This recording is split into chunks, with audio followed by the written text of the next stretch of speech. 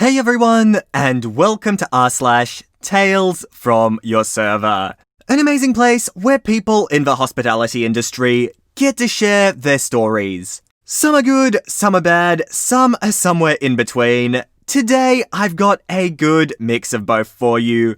So, let us not waste another second and get straight into this first post by user/LoudcoHD. In the early 90s, I started bartending at a popular downtown bar with a long history. Like most bars that have been open for a long time, we had a large number of very loyal regulars. I would say 75% of our customers were daily or weekly regulars. Very few new faces. As the new guy, they were slow to accept me, but it was okay. I knew I had to earn their respect. Patrons were nice enough to me, patient and polite, tipped well, but nowhere near as friendly with me as with the more senior bartenders. We always had very busy happy hours at the end of a workday, and one Friday, we were smoking busy. A guy I'd never seen before came in and stood at the bar ordering a mug on tap. I ring it in, make change for him, carry on. Guy wants to talk, but as I'm hopping between the waitresses at the service bar, 15 stools and walk-ups I'm running, we're having the conversation in snatches as I stand at the taps pouring mugs. I could tell the guy was a douchebag because he was asking me where he could get some coke and some easy. I told him I couldn't help him on either. Orders another beer, which I get for him, put it down and make his change. At that moment, one of our regulars, who happens to have a different skin colour, comes in and joins two guys seated at the bar next to DB, standing behind them as there were no 3 stools. Douchebag says in a loud voice, "Boy, sure got dark in here all of a sudden." Then he looks around, just beaming, so proud of himself. I ask him, "What did you say?" DB repeats himself, even louder this time. Loud enough for all the patrons seated at the bar to hear him. All the regulars are looking at me to see what I'm going to do. The bar is very noisy, and music comes from a tape deck I control behind the bar. I spin around and push the stop button, go to the cash drawer and take out $3. Go back to him, grab his beer, and dump it in the tap drain. Slap down the dollars and say, "Leave." It gets very quiet in the bar as people start to notice the confrontation. DB says, "F you, give me back my beer." I refuse and reiterate he has to leave. He threatens to come over the bar and F me up cause it ain't right what I'm doing. Then he looks around himself for like-minded patrons to back him up. I tell him to give it his best shot, but first look around and see how many friends he has in the bar. I tell him every person in the bar is my friend. At that moment, about 40 people seated at the bar or tables, scattered around, all stand up and approach the bar. Douchebag looks around and, realizing he's outnumbered, says he was just kidding. I tell him to leave now. He hesitates again until one of the regulars at the bar, a hulking guy who was always polite, but aloof to me, stands up and says in a deep booming voice, "You better do what he asked you to do. He's the boss round here." This did the trick. TB got up and, with his tail between his legs, left the bar. I hit play on the deck and things went back to usual. Except that a magical switch had been flipped. Every single regular treated me like family now. Even people who weren't there for the incident treated me differently the next time they were in. I'd been accepted into the inner fold. My tips doubled, even tripled on the weekend. It turned a great job into a fantastic one. I did it for a couple of years, but eventually got a career opportunity in my chosen field, so had to move on. But then I became an after-work regular, and I kept some of those relationships for 20 years until the owner died and his nephew ran the bar into the ground. All because of one racist douchebag. Thanks, racist DB. Wow, the first time round when I read this story, I thought, OP, that you'd splashed this drink straight into the guy's face. I mean, if you'd done that, would have been totally awesome. Like, your respect was boosted, and it just got boosted even more. Also, what a good way to deal with racism, just not tolerating it. Unfortunately, the next story I've got lined up for today isn't nearly as good as handling the issue, so let's get straight into this one by user/stiff deck. Former food server at a country club that shall remain nameless. But I will say that it was in the capital of Georgia. Working New Year's Eve 2018, I had a four-top. All early seniors and all Caucasian. Come in and start barking drink orders at me before I even had the time to get my name out. They said they would drink for a while before ordering, so I told them I'd be around every so often to check on them. Every time I came around though, the husband of the group's lead couple was always upset that I was at their table again, as if I was interrupting something. Okay, fine, whatever, some people like to be left alone when they come to a restaurant, so I brushed it off and kept moving. 3 hours after the group came in, they finally ordered food. This was also about 20 minutes before we closed. I typically don't have a problem with this, cause I'm one of those servers who thinks a customer should feel at home when they dine with me, from the moment they walk in to the moment they walk out. So I put their order in. Their food comes, they eat, and I assume they'll be leaving soon, cause we were closed at that point. Our dining room closed at 10 PM on New Year's Eve, so the workers could all go and celebrate with our family and friends.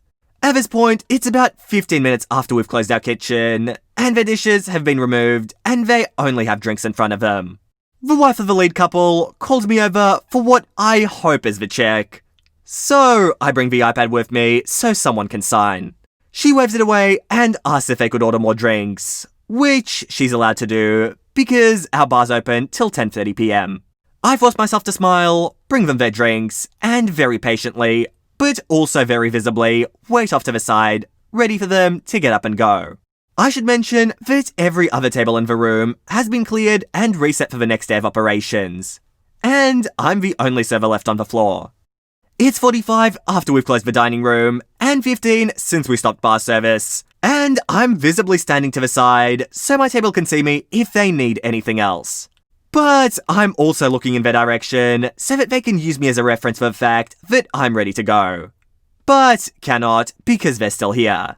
This is when the wife of the lead couple looks around the room and then to me, a black male server, before turning back to the table and saying to them, but also loud enough for me to hear, "I guess we should go. We're the only ones here. It's just us and the help."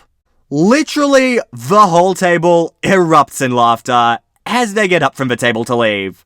Holy Davenport, I was mad. Best part of it all was the lack of support I received from management after the fact, when I brought it to their attention my next shift. I approached my boss and told him what had happened, and his response to me was, and I'm paraphrasing, "Oscar, so don't at me.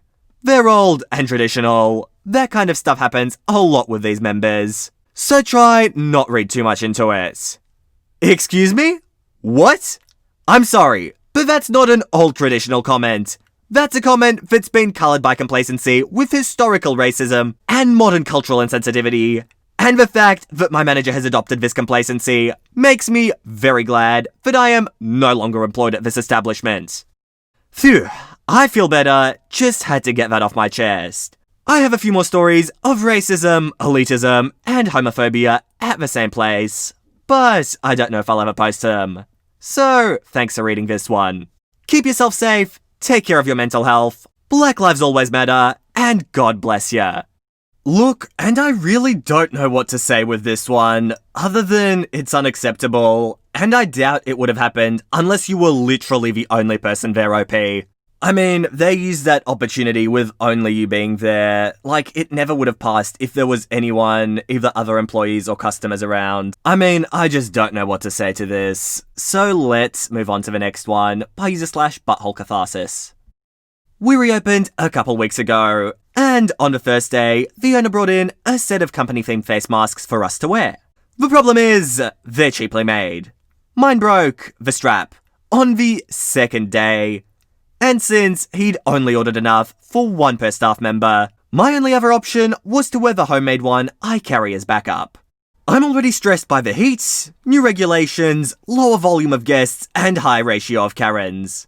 Then, the owner shows up, sees me, and throws an absolute fit. His mask's a company policy. I bring him in the back and show him my broken strap. He tells me it's company uniform and it's my responsibility to fix it. He's being obnoxiously stubborn and reminding me of my dad. And I just basically lose it. So what then? Am I supposed to also bring a sewing kit? Am I a master tailor? Am I supposed to abandon my section, find a YouTube tutorial on sewing, do a bad job, and have it immediately break again? I'll wear it if you guys fix it, or if you order more backups. But asking me to fix my mask mid-shift is ridiculous. This is not the first time he and I've gotten into it. He's a really awesome, well-intentioned guy. But one of those boomers who has too much free time and money, and he likes to involve himself in daily restaurant minutiae. But he's the anti-King Midas. Somehow, everything he touches always turns to garbage. Staff are constantly having to clean up after his messes. He doesn't appreciate being talked back to. Then, like a mob boss, he gives me an ultimatum. Is it worth your job? I'm running on heat exhaustion fumes. Every shift since I've come back has been really stressful. Customers have been worse than usual. Tourist season is about to take off, and no one's wearing masks. Our state has seen record spikes in the virus. If I'm fired, I can still collect unemployment. I love my job, but my impulse beckons. Do what you gotta do. And so, this morning, I came in and he did what he had to do. And I'm feeling okay. Actually, quite relieved. I'm gonna move somewhere remote with cheap rent, work on myself, develop more marketable skills, and ride out the storm for the next several months. The virus, cratering economy, protests, the election, and etc. It's a mess, and I'm no one's guinea pig. I was about to say, how did he expect you to fix your mask halfway through your shift? Seems silly and inconsiderate at best, and just downright stupid at worst. I mean, I hope you're doing well now, OP. Seems like you had a plan in place, and hopefully that's working out for you. Meanwhile, we will move on to the next post by user/the_wrecker. I have these two middle-aged men who come in together pretty much every weekday. They're very smiley and friendly, so I always love when it's my turn to serve them. They always order 2 eggs over easy, sausage and rye toast, 2 coffees, and they always end or begin their order with, and 2 ounces of common sense. I'll usually throw my hands up and be like, you know what, we just ran out. And they'll laugh and I'll walk away and take care of my other tables until their food comes out. Well, today I wanted to be a little jokester. We have 2-ounce souffle cups we put dressing and whatnot in. And so I grabbed one of those, wrote common sense on a page from my notepad, and stuck the note in the souffle cup. I get them more coffees and put the cup on the table, saying, and look what I just found in the back. They don't quite get it, so I ask one of the men to look at what the note says. And he goes, oh, I have a feeling I know what it is already. So he opens it up and has a good laugh and says, look, our common sense. Want me to put some in your coffee? And the other guy nods enthusiastically, and the first one mimics pouring something into the coffee.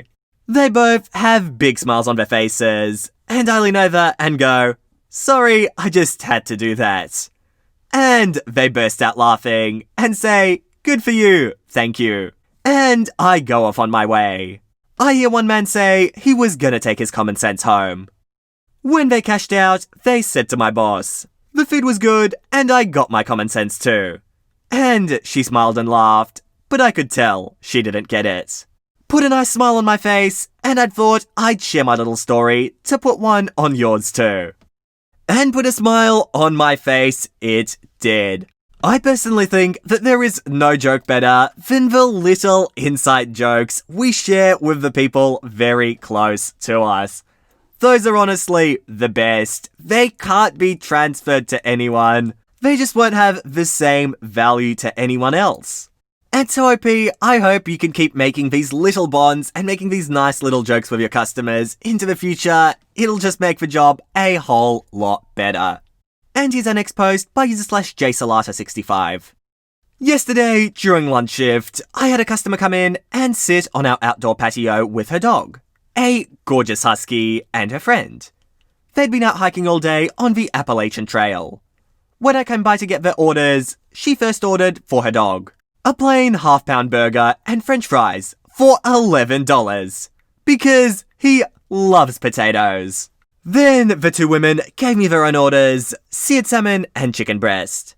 When the food arrived, she put the burger basket down on the ground for the pup and just let him go to town. He was so happy. This made my entire day. The fact that she ordered for the dog before herself and her friend. The fact that she spent $11 on a single meal for her dog and ordered him a whole half-pound burger and fries. Because that doggo loves potatoes. The fact that she thought he deserved a good meal after a long day of hiking. It was beautiful. The whole staff got a kick out of it too. A bright spot on an otherwise slow Sunday. See, that's genuinely awesome. That is one spoiled and well-treated pooch, I suspect. I mean, I wish I were there to see it. It's something that would have totally made my day. And guys, I think that post will be the last one for today. I hope you enjoyed this video, and if you did, make sure to subscribe to the channel for Reddit videos 3 times every single week. Now, I'm currently doing a few extra uploads because I've got the time and because you guys are really enjoying them, so look out for those. But with that said, you guys, I hope you all enjoyed, and all I want to do is see you all here next time. See you later, guys.